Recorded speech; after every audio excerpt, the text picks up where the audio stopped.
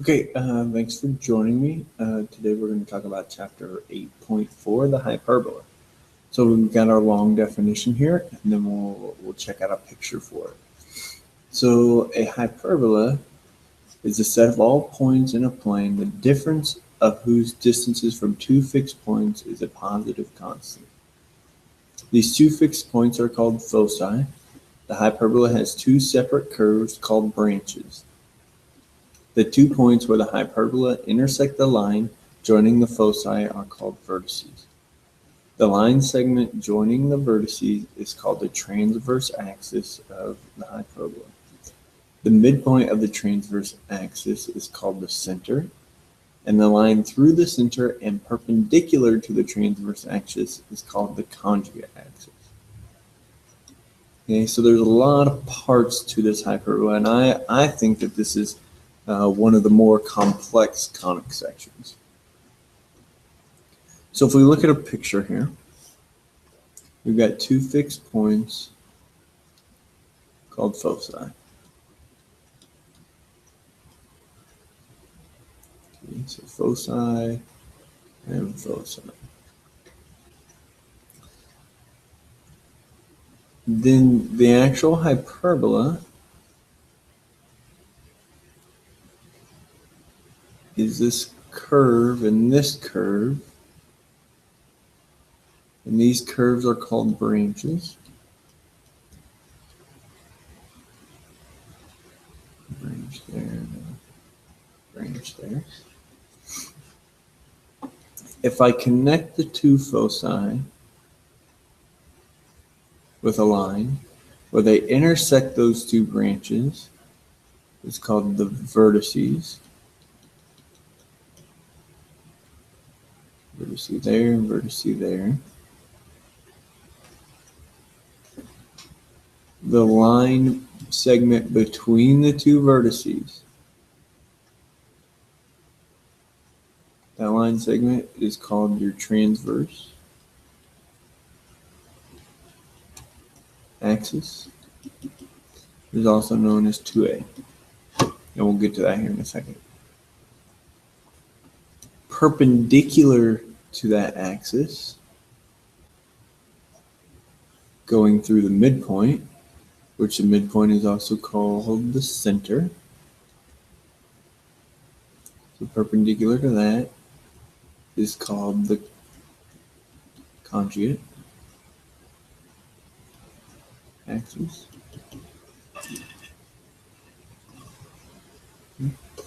And then we have two other lines here. We got this one, and we've got this one. And those go through the center. I know my drawing is just a little bit off, but they go through the center. And those are called asymptotes. And remember, asymptotes are imaginary lines that your graph will approach, but it will never touch or cross. Okay, now we need to talk about maybe the equation. Okay, if I take this point right here on the hyperbola, and I take it to the foci, and I take it to this foci. If I take those distances right there, okay, I get and subtract them, I get a constant. And that constant is actually the distance away from the hyperbola. Okay, so there's a proof in your textbook about how to form this equation based off of those two distances and this distance of 2a in there. But we'll save some time here and we'll say that this was one of them that was made up or proved out. And we'll see some other ones on the next page, but this is our basic equation here. Okay, so we've got some distances here that we want to talk about. A, B, and C.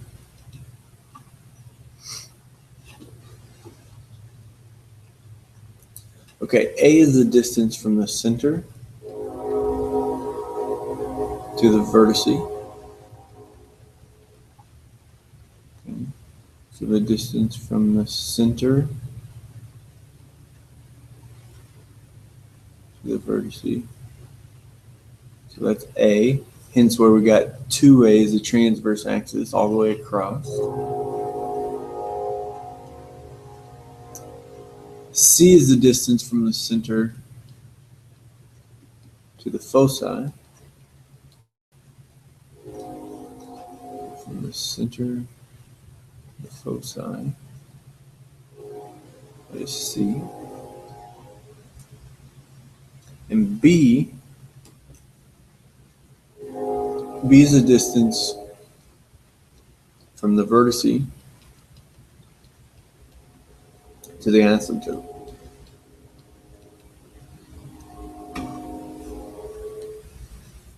So from the vertice to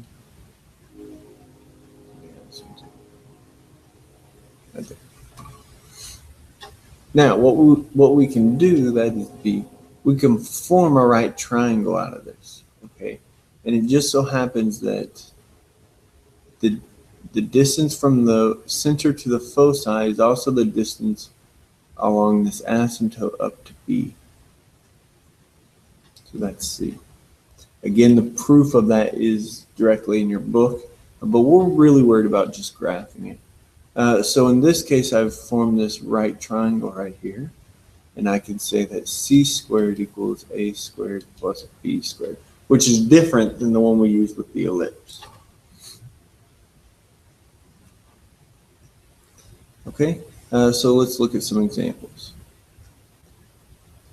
Okay, I've got, this is on a handout that you can download and print off the website. And here's your two types of equations if we're centered around the origin.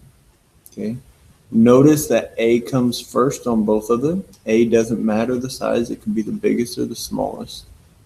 But what does matter is this. Here X comes first and over here Y comes first. Notice what happens to my graph when X comes first. Notice what axis it crosses. It crosses this x-axis. But when Y comes first, my graph is crossing that y-axis. So that's something that we could remember there. And you have your foci and your vertices. And we should notice that those are on that same axis. They're on the same line. So here and here, here and here. Okay, so when we come to create those ordered pairs, that axis will help us out a little bit. And then we have the asymptotes, which you'll want to know. How to find those, the equations. Excuse me.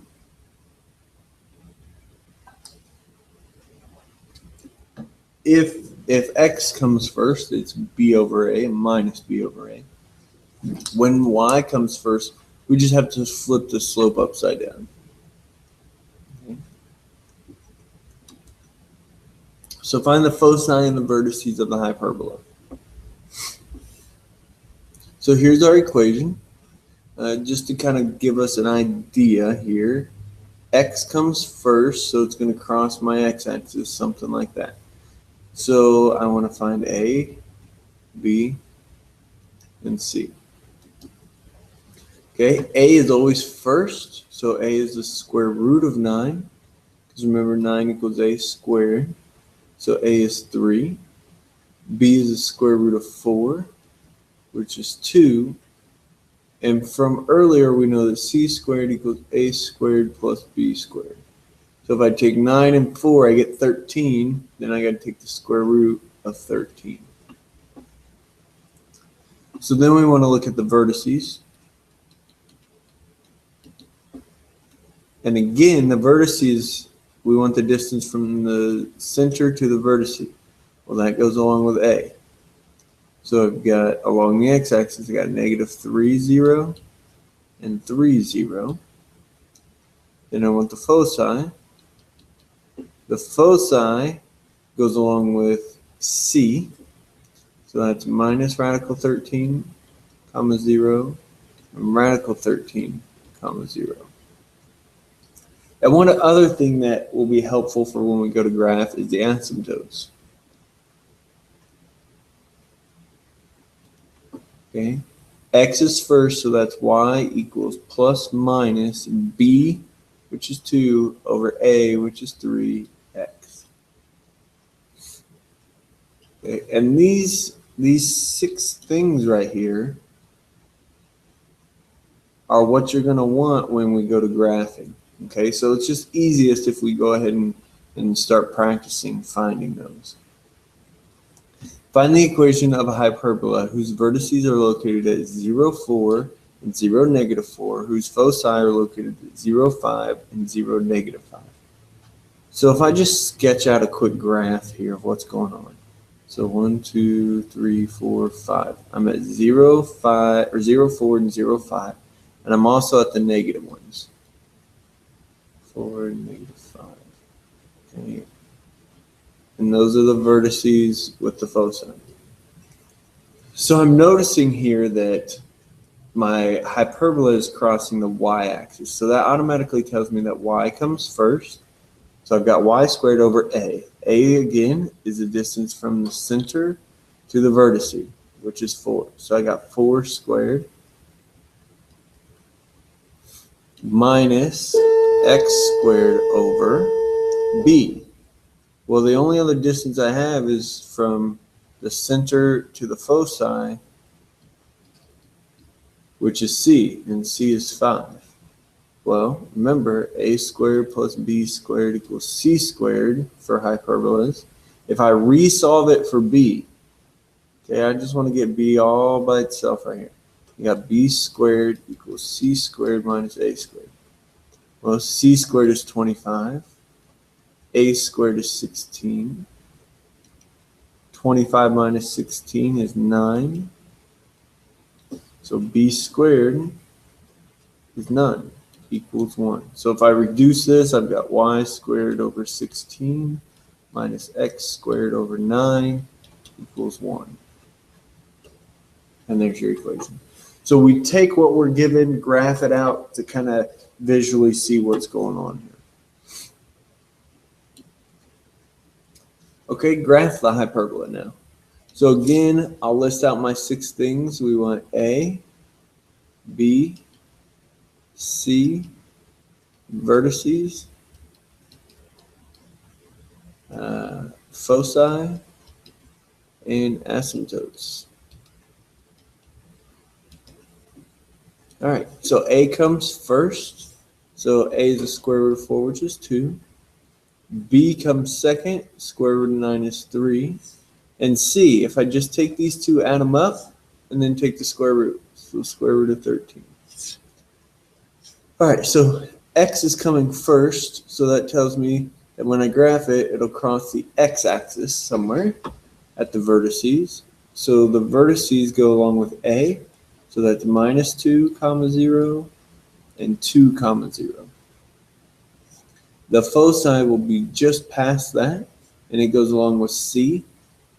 So that's radical 13, 0, and negative radical 13, 0. And your asymptotes, since x is first, they're in the form y equals plus minus b, which is 3, over a, which is 2, x. So we'll graph them out.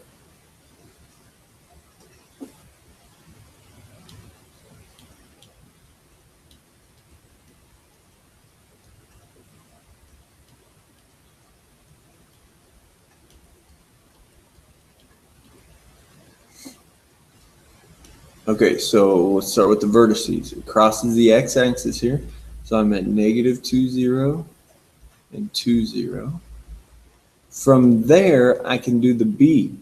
Okay, b goes up and down from there. So that's 3 up and 3 down, 3 down, 3 up. So I've got this asymptote here and this asymptote here. Again, those go through the center. Vertice here. If I do the foci, that's at radical 13, 0. So just square root of 13 is 3.6. So about there. About there. So now I can draw, if I start at the vertex here, I can just kind of arch my way up, arch my way down to follow those asymptotes. And this gives us a general idea of where this hyperbola is, and that's kind of what we're gearing towards. And notice I've already graphed those vertices, or the asymptotes right there. Okay, graph the hyperbola given. So again, we'll list out our 6 items: A, B, C, vertices, foci, and asymptotes. Okay, A is first, so the square root of 16 is 4. B is second, the square root of 4 is 2. And C is adding them both and taking the square root, so the square root of 20. Now notice Y is coming first. So that means when I graph, it's crossing the y-axis. So my vertex goes along with A, but that now is 0, -4, and 0, 4. My foci goes with C, and it's on the same axis. So I've got 0, -20, and 0, ~20.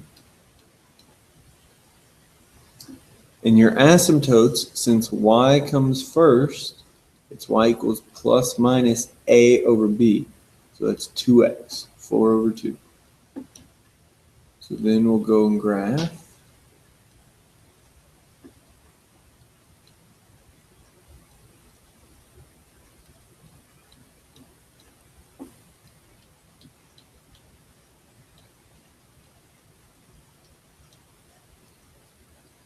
Okay, so let's graph our vertices here.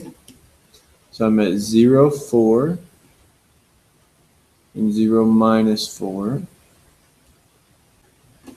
From there, we can go left and right. B, -2 and 2, -2 and 2.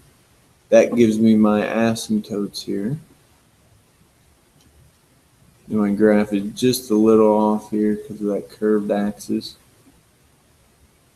And then I have the foci, which is at radical 20, and radical 20 is 4.5. So 1, 2, 3, 4.5 there and there. So we come back here, and I like to start at the vertex and curve it up, and then curve it down. Okay, great. Now again, I can find some more points along here.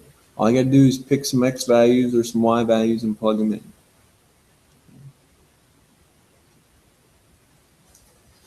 Now, the other thing that we could do is we can get it off this origin. Okay, I can shift it, up, down, left, right. So I've shifted it this way and this way, H and K. And I can do the same if it's the other way, no matter if X is first or Y is first. Okay, everything still applies. You want to base all your measurements though off of this center. So once we find the center, then I can go over A, and I can go from there. I can go up B and down B, my asymptotes and so forth. So you have to find your center, which is at H and K. All right. So let's look at one here. This is not much more difficult. So we're still looking for the 6 items. We just might find them a little bit differently this way.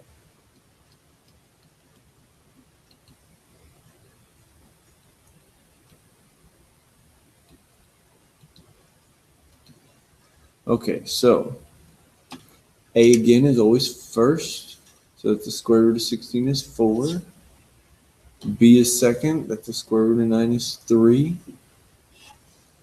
And then if we add them up, that's 16 and 9 is 25.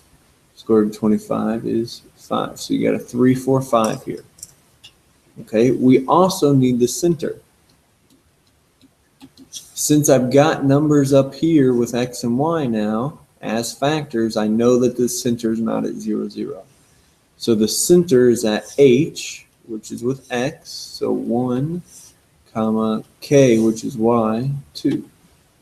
And again, it's the opposite of what it may look like. So if I go ahead and graph this, or just start out graphing,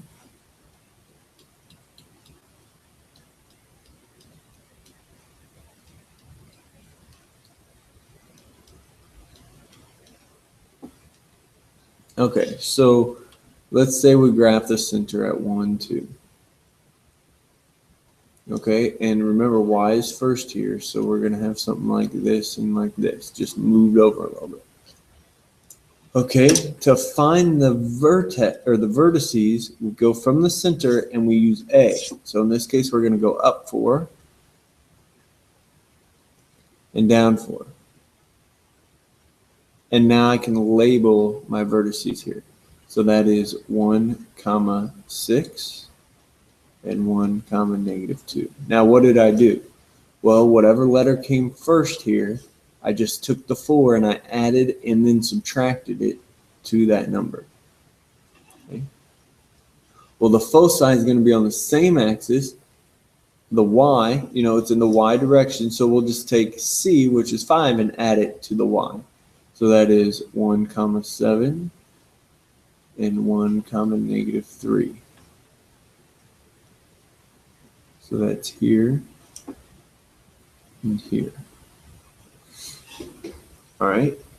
Now, since y is first, when I go figure out my asymptotes, it's plus minus.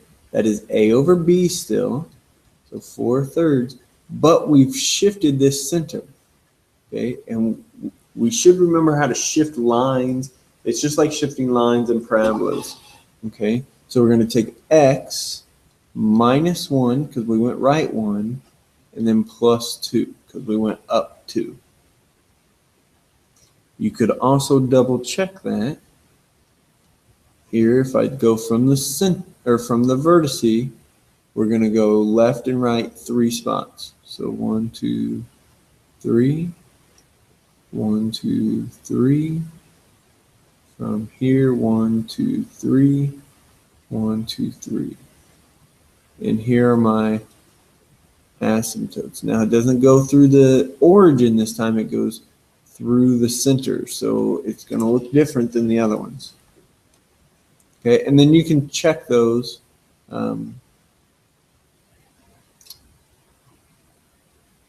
Check those with that graph. You can also use the equations on that handout if you would rather do that.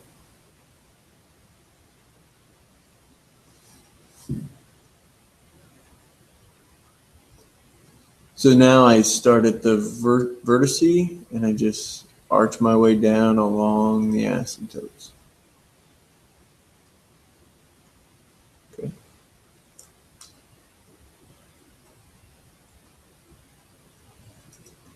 All right, let's look at another one here. Now, this is in general form. And general form is not helpful for us when we go to graph. Okay, so we need to get this out of general form and into standard form.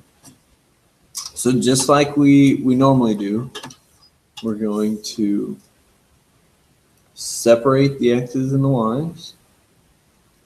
Oh, that's a minus 18. And add in our blank to complete the square.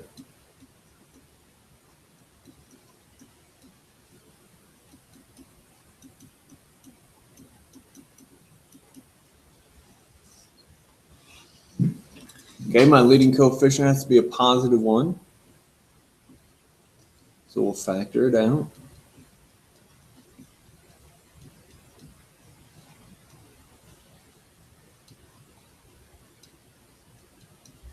Okay, make sure we're watching our positive and negative signs here. All right, now to figure out what goes in the blank, I take b, which is negative 2 over 2 squared. So that's a 1. Now to add the blank over here, I got to take the 1 times the 9, so a 9 goes over here. And then again, I've got minus 2 divided by 2 squared is 1. And then 1 times negative 16 over there.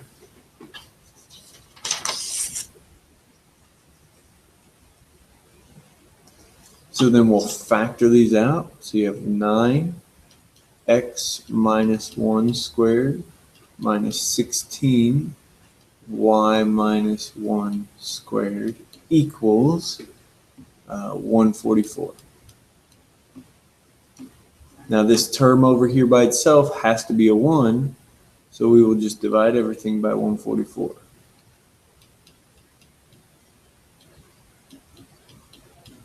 So then you'll get x minus 1 squared over 16.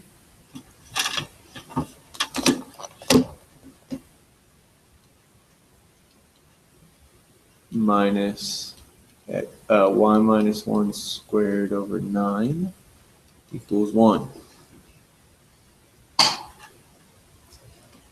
So then we'll find A. A is the first term, so the square root of 16 is 4. B, the square root of 9 is 3. And C, you just add 16 and 9 and take the square root, which is 25, so that's 5. Again, 3, 4, 5 triangle. And the center is at 1, 1. So then we'll come down and graph it here.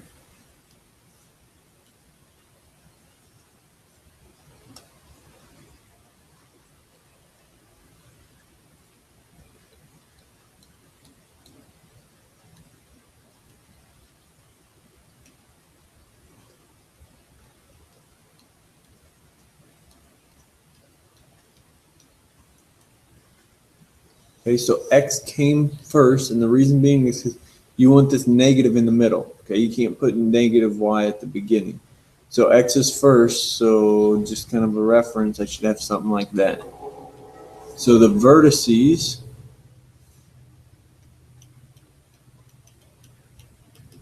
should be at plus minus 4, 0. So we'll go from the center. Sorry, that's wrong. I got to go from the center. Okay, so that's 1, 1. And then I go from there, I go 4 right, which would be 5, 0. And I go 4 left, which would be negative 3, 0. Okay, your foci is 5 from the center, so that's 1 more in each direction. So that is 6, 0, and negative 4, 0. Your asymptotes are y equals plus minus. Let me give you some more room here. So that's y equals plus minus. X came first, so that's b over a, so 3 over 4. And then I shifted it right 1 and up 1. So that's x minus 1 plus 1. Make sure you get those in parentheses. Okay, so then from our vertices, we do b. So that's up 3 and down 3. Go to the other one. So I've created that little rectangle there.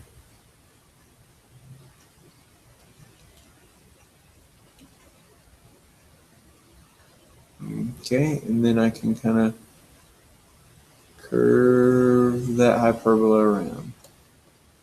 Going around the foci and through the vertice there. And there's my hyperbola. Okay, we can do a word problem with this. 2 Lawrence stations are located 200 miles apart along the coast.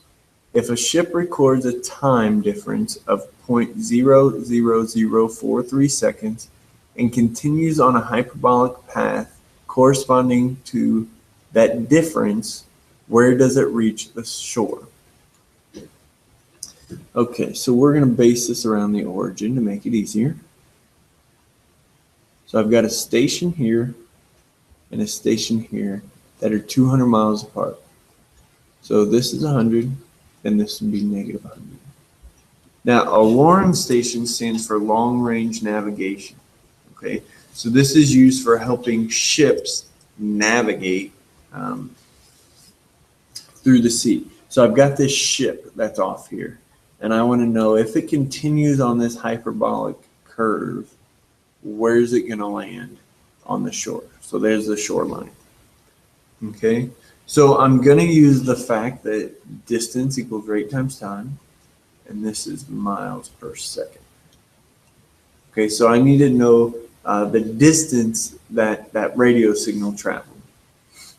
Okay, so distance equals, I'll take the 186,000 times the 0.00043, and that distance will give me 80. Okay, so we'll take the distance from, we'll make these be the foci. So we'll take this distance and this distance, and I want the difference of those to be a constant. Well, that constant I want them to be is 2a. Remember that transverse axis that we want? Okay, so I'm trying to find this distance between this point, and there's another one right over here. So I want to know the distance here to here. We'll set that equal to 80.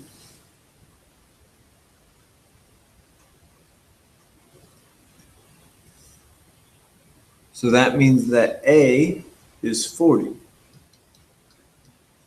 So that means from here to here is 40, meaning the distance from this station to where the boat will hit is 60 miles. From that station. Well, from this station, let's call this station B, to that point is going to be 140 miles. Okay. And that's it. That's all we're looking for, that distance traveled, how far away from the station. So this station, the difference from this signal to this signal was this time right here. So that helped us figure out the distance needed, or the distance it would land. Okay, here are your suggested problems for 8.4. So look them over. If you got questions, come in, let me know before your quiz, and we'll get them worked out.